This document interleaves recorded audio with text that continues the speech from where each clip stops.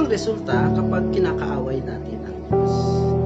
Minsan hindi naman natin directly talagang gusto nating kaaway ang Diyos, subalit kapag tayo ay puno ng galit, nakikipag-alitan sa ating kapwa, unknowingly, kinakaaway natin ang Diyos. Ano ngayon ang nagiging resulta nito? Una, nakikita natin, mararamdaman natin na panalangin tayo ng panalangin, marami tayong hinihingi sa Diyos, hindi niya ibinibigay kasi may hadlang. Yung galit, o yun yung nagiging hadlang upang hindi dinggin ng Panginoon ang ating mga panalangin. Dahil ito ay kasalanan sa ating Panginoon.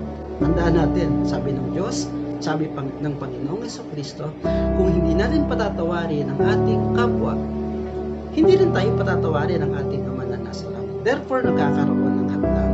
Hindi dahil sa ayaw niya, kung hindi mayroong problema sa atin. Ano pa ang nangyayari?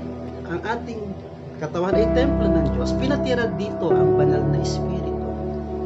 At inaagawan natin siya ng pagtira.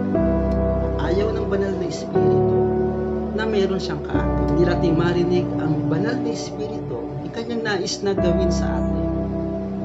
Yan ang nagiging pangalawang resulta kapag kinakaaway natin ang Diyos. Pangatlo, tayo ay nagiging mayabang. Hindi natin alam nagiging mayabang na pala tayo. Mapapansin natin yan sa ating sarili, sa ating kilo, sa ating mga ginagawa, sa ating mga pinagplano. Hindi na natin siya inuuna. Kapag hindi na natin inuuna ang Panginoon sa lahat ng bagay, tayo ay nagiging mayabang. Hindi natin hinihingi o kinukonsulta sa Kanya ang lahat ng ating gagawin. Hindi tayo nananalangin ng taos sa ating mga puso.